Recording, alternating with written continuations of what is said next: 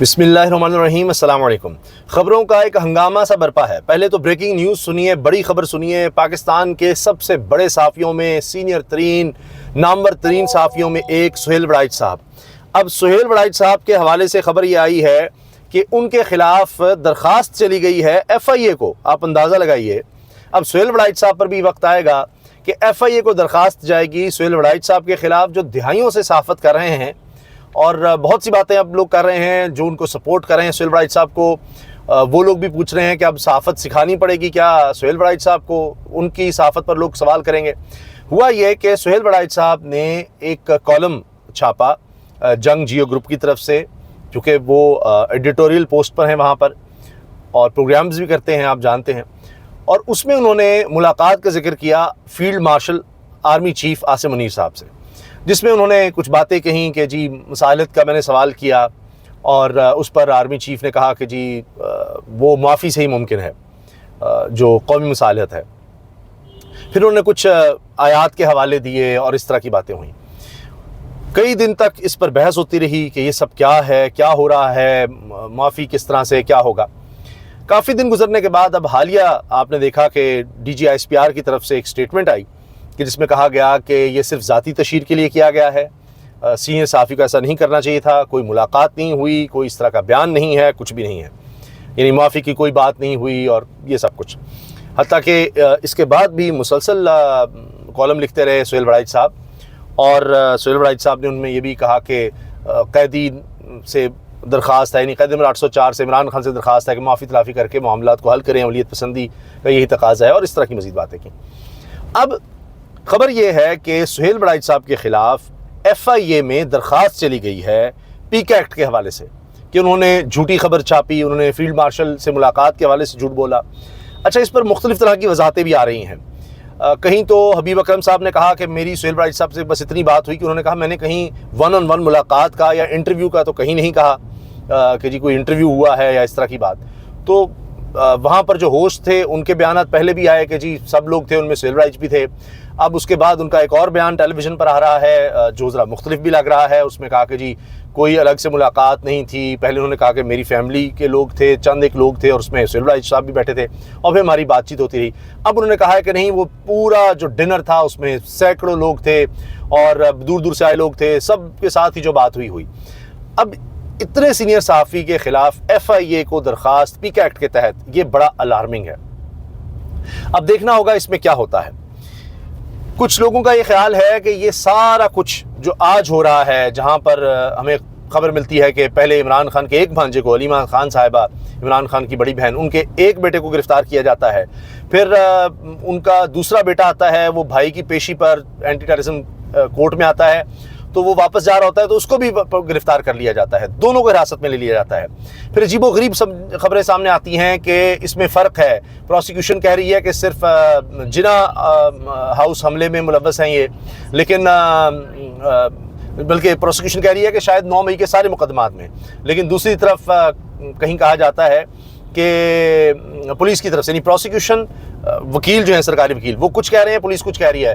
एक साइड कह रही है कि जिना उस मुकदमे में चाहिए, दूसरी साइड कह रही है नहीं 9 मई के सारे मुकदमात में मुलव्वस है। ये सब बातें हो रही हैं, मगर इस सब में ये नज़र आ रहा है कि पाकिस्तान में किसी भी ख़ानदान ने सियासी तौर पर इतनी कीमत अदा नहीं की। इमरान खान गिरफ़्तार, उनकी अहलिया गिरफ़्तार, इमरान खान का पहले भांजा गिरफ़्तार हसन नियाज़ी, अब 2 भांजे और गिरफ़्तार। इनका तो सियासत से भी कोई ताल्लुक़ नहीं। इससे पहले अलीमा खान साहिबा, उज़्मा खान, ये उनकी बहनें, वो गिरफ़्तार हो चुकी हैं। उनको बार बार अदालत कभी बुला रहे हैं, कभी वो मुलाकात के लिए जाती हैं, और मुलाकात नहीं होती। लेकिन फिर भी मुस्कुराहट अलीमा खान साहिबा की, आज जो मुस्कुराहट थी चेहरे पर, जो इत्मीनान था, जो दिलेरी और बहादुरी थी, अपने बेटे को देखने के बाद, हथकड़ियों में देखने के बाद, 8 रोज़ा जिस्मानी रिमांड दे देने के बाद भी वो दीदनी थी। वरना यहाँ तो ऐसे चेहरे लटके होते थे, ये हो गया वो हो गया। अब ये चर्चे हो रहे हैं इस बूढ़ी खातून के बहादुरी के। जिस तरह डॉक्टर यास्मीन राशिद साहिबा की बात होती है, उसी तरह अब ये अलीमा खान साहिबा की बात होने लगी है, इन पूरे ख़ानदान की बात होने लगी है कि इतना दिलेर, इतना बहादुर। ये बड़ी अजीब सूरत हाल है। अब इनकी बहादुरी और दिलेरी से तो अब परेशानी भी बढ़ रही है। परेशानी इस तरह बढ़ रही है कि जो लोगों का रिएक्शन आ रहा है उस पर अब बड़े बड़े आइनी ओहदेदार घबराए हुए हैं, खौफजदा हैं। उनमें एक गवर्नर सिंध में हैं, वो कहते हैं कि हलीम आदिल शेख की पोस्ट के नीचे मैं कमेंट्स पढ़ रहा था, सब ने लिखा हुआ था अल्लाह ताला हमारे भाई को हिम्मत दे, क्या खूब काम करा है। और हमें कमेंट्स में कह रहे हैं थे कोई फ़ायदा नहीं है काम करने का। गवर्नर सिंध यानी जो सैलाब आया है कराची में उस पर अभी शिकवा कर रहे हैं, हमें कोई अप्रिशिएट नहीं करता। ये सुनिए ज़रा। यूथी है हमारे, इनको भी मैं बताना चाहता हूँ कि हर वक्त एक ही चीज़ नहीं होती है, आगे बढ़ो। अभी इस वक्त लोग शहर में मुंतज़िर हैं आपके भी, हर चीज़ पे नेगेटिव कमेंट्स, पता नहीं कैसे जिंदगी गुजारते हो तुम लोग। तुम्हारा लीडर तो नहीं गुजार पा रहा, तुम भी नहीं गुजार पा रहे हो। ओ भाई, इस वक्त शहर में सियासत नहीं करनी है, ये शहर तुम्हारा भी है मेरा भी है। आज शहर में मुश्किल टाइम है, हर चीज पे नेगेटिव कमेंट्स जैसे तैयार बैठे होते। तुम्हें देख रहा था हलीम आदिल शेख साहब को, नीचे कमेंट्स लिखे थे अल्लाह ताला हमारे भाई को हिम्मत दे, क्या काम कर रहा है, और हमें कमेंट्स कर रहे थे कि कोई फायदा नहीं है काम करने का। ये नेगेटिव ना करें, ये तो लगता है कि आप कि हमें अप्रिशिएट करें, हमें क्यों नहीं अप्रिशिएट करें। ये हाल है कि हम बारिश में अगर खड़े हो जाते हैं गवर्नर होने के बावजूद, हमें क्यों नहीं अप्रिशिएट किया जा रहा। ये अब शिकवे शिकायत शुरू हो गए हैं। अब लगता ये है कि नट बोल्ट और ये सॉफ्टवेयर अपडेट करने की जो बातें हो रही थी उस वाले से गवर्नर साहब बड़े परेशान हैं। और चूँकि फैसल वाडा ने हाल ही में कहा कि इनके नट बोल्ट भी टाइट कर दिए गए हैं, वक्ती तौर पे सॉफ्टवेयर भी अपडेट कर दिया गया है, तो अब ये गुस्से में नज़र आ रहे हैं। और उल्टा इमरान खान साहब के जो सिपाही हैं, जो इनको सोशल मीडिया पर आड़े हाथों लेते हैं या इनको अप्रिशिएट नहीं करते, उन पर गुस्से का इजहार कर रहे हैं। जबकि फैसल वाडा ने कहा है सॉफ्टवेयर तो उनका अपडेट हुआ है। हुकूमत के लिए ख़तरे की घंटी मज़ीद बज गई है। और मालिक साहब ने एक और इंकशाफ कर दिया है। पहले उन्होंने कहा जी 2000-3000 अरब रुपए की करप्शन पिछले 3 साल में सामने आई है जब से मुसल्लत है ये निज़ाम। अब वो कह रहे हैं सूबों का हवा दिखाकर 27वीं तरमीम करवाई जाएगी, 27वीं तरमीम पास करवाई जाएगी। सूबों का ही नए सूबे बनाकर, सूबों के टुकड़े कर या छोटे छोटे सूबे बनाकर वो डराकर 27वीं तरमीम करवाई जाएगी। इस तरमीम के ज़रिए NFC अवार्ड में तब्दीली और फाटा इंजमाम की वापसी शामिल होगी। यानी 18वीं तरमीम को आप कहें कि रोल बैक करना वो, और फिर इसके साथ साथ ये कि जो फाटा का इंजमाम है, कबायली इलाके हैं, उनको साथ शामिल करने की बात की जाएगी। अच्छा, इस तरमीम पे राज़ी ना हुए तो सिंध में आपको ड्रामाई तब्दीली नज़र आएगी। अब 27वीं तरमीम अगर नहीं करती पीपल्स पार्टी तो फिर इनके साथ फिर बहुत कुछ हो जाएगा। और ये अब मालिक साहब ने ये खबर दी है, ज़रा सुनिए। वो कह रहे हैं कि ये अब 27वीं तरमीम तो उनको करनी पड़ेगी, वरना इनके लिए मज़ीद मसाइल होंगे। इस वक्त बात चल रही है, ये अभी नहीं होगा, लेकिन ये सूबों का बहुत बड़ा एक हवा दिखा के तमाम पार्टी से वो बाकी चीज़ें बनवाई जाएंगी जो 27वीं अमेंडमेंट में बड़ी क्रिटिकल है। मसलन बेस का सूबों में जाना, आपका NFC अवार्ड, इसकी जो चेंजेस हैं, या कम से कम जो 15% पैसे हैं एक्स्ट्रा जो सूबों को जा रहे हैं वो किस तरह वापस वफाक के पास आएंगे नेशनल प्रोजेक्ट्स में इस्तेमाल करने के लिए। फाटा का स्टेटस रिवर्सल, फेडरल टेरिटरीज का क्याम, काफ़ी चीज़ें हैं। और सूबों का बेसिकली अब ये हवा होगा, बिकॉज अगर ये ना माने तो फिर खास तौर पे सिंध में बड़ी ड्रामेटिक आपको चेंजेस नजर आएंगी। ले जी, बड़ी तब्दीलियां आपको नजर आएंगी, ये माना गया तो इसका मतलब सिंध में तब्दीलियां नजर आएंगी। मैंने आपको पहले ही कहा है कि जरदारी साहब पर भी तलवार लटक रही है, अब तो बिलावल साहब की गवर्नमेंट भी साथ, वो भी ख़तरे में आ गई है।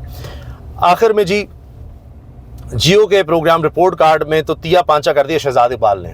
उन्होंने 3 बड़े अहम पॉइंट्स उठाए हैं। उन्होंने कहा एक तो ये चीज़ कि इमरान खान को जो 8 मुकदमात में ज़मानत मिली है, इससे पता चल गया, इसमें ये बाकायदा बात आई है कि इमरान खान के ख़िलाफ़ तो अभी तक चलान नहीं पेश हुआ, तो उनकी ज़मानत बनती है। एजाज चौधरी वगैरह कुछ केसेस में जिनको ज़मानत मिली है या दीगर लोगों को, उनके खिलाफ कम से कम चालान तो पेश हुआ, तो इनके खिलाफ तो चालान भी पेश नहीं हुआ, इनिशियल स्टेज भी शुरू नहीं हुई मुकदमे की अभी तक। और एक बड़ी उन्होंने बात ये कही है कि क्या बनेगा जिनको 10-10 साल सजा सुना दी, जबकि मरकजी मुलजिम कहा गया था 9 मई की साजिश के इमरान खान है, जिसने साजिश की, जिसने सारा कुछ किया, जो सरगना कहा जा रहा है, उसके खिलाफ अभी मुकदमा शुरू नहीं हुआ और बाकी ने 10 साल सजा दे दी है। तो कल को साबित हो गया कि जी इमरान खान बेकसूर है, तो जिनको आपने 10-10 साल सजा दी उनका क्या बनेगा।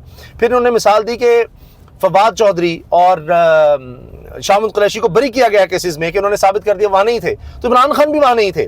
फिर राना सनाउल्लाह खुद इनके प्रोग्राम्स में कह चुके हैं कि जी जूम मीटिंग में सारा कुछ हुआ था, तो कहीं किसी फैसले में जूम मीटिंग का जिक्र ही नहीं है, वरना अब तक कहीं जूम मीटिंग की कोई रिकॉर्डिंग सामने आ जाती। सिर्फ 2 है जी, चक्री में रेस्ट हाउस और जमान पार्क में जनाब ये साजिश तैयार हुई, और फिर वो 3 पुलिस वाले, उनका भी समझ नहीं आ रही कि वो झूठे हैं। जब वो कह रहे थे फवाद चौधरी भी था, फवाद चौधरी ने साबित कर दिया वहाँ नहीं थे। इसी तरह अगर रिलीफ मिल रहा है इस बात पर कि शामुल कुरैशी वहाँ नहीं थे, तो फिर तो इमरान खान भी नहीं थे मौजूद, वो सब गिरफ्तार थे। तो लिहाजा ये बड़े लूप होल्स हैं, बड़े सवालात हैं, जिसकी वजह से केस कमज़ोर से कमज़ोर होता चला जा रहा है।